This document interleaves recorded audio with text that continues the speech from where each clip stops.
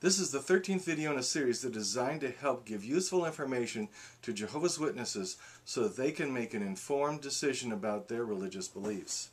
In each video I give you background information and then suggest what to say and what questions to ask.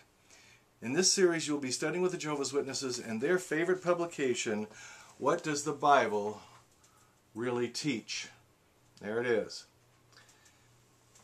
You'll be reading each paragraph and answering the questions at the bottom of each page, here at the bottom.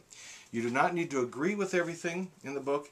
If you do not, then just reply by saying something like, the paragraph here says such and such, and just give the answer right from the book. You can let the witness know that what you read in the book is acceptable in the evangelical community. That is, everything except what I discuss in this video series. This video today we're going to be discussing page 77. This is chapter 8, What is God's Kingdom? And in paragraph 6 and paragraph 7 is the issue we're going to be focused on. They're going to be, in that paragraph, be referring to 1 Timothy 6:16. Now the question for paragraphs 6 and 7, they're combined. It says, what makes Jesus an outstanding king? And then mentions this verse, 1 Timothy 6:16. And in the margin, or off to the side here, I want you to write a few things. You're going to write 1 Timothy 1:17 and write these 6 words, okay? Only immortal, invisible King, honored forever. All right? So you're going to read those paragraphs, answer them about how Jesus is an outstanding king, and then you're going to say something like this. I'm not sure I understand this. It is different from what my community would say. This paragraph here says that 1 Timothy 6:16 refers to Jesus when it says that he is the one alone having immortality who dwells in unapproachable light. And the rest of the verse says, whom not one of men has seen or can see.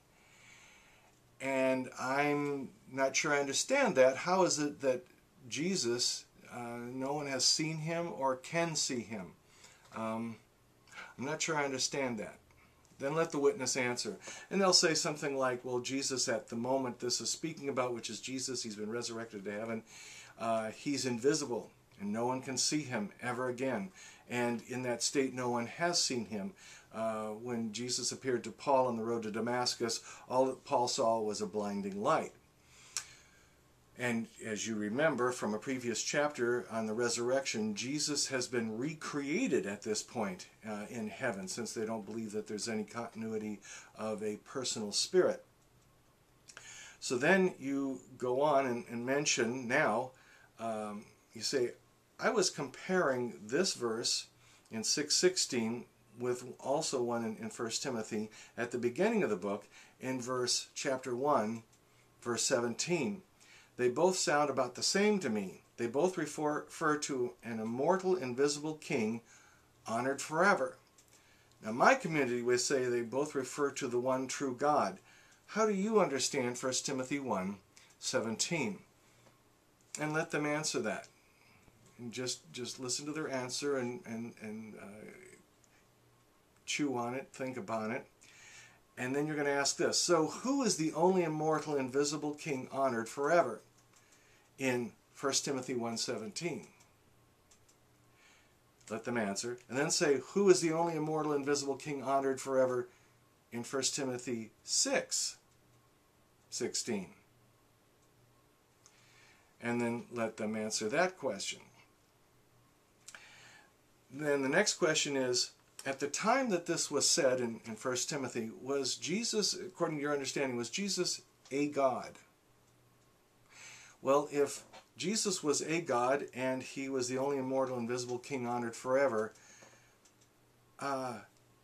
if Jesus, as it, both verses mention someone who's invisible or cannot be seen, why would 1 Timothy 1:17 not apply to Jesus? Because it sounds like Jesus, because if Jesus is a God, and 1 Timothy 1:17 says the only God who is an immortal, invisible King honored forever, and there's only one God, or only one God mentioned in 1 Timothy, the only God who is invisible, honored forever, why would that not be Jesus? If it's Jesus in 1 Timothy 6:16, why is it not Jesus in 1 Timothy 1:17?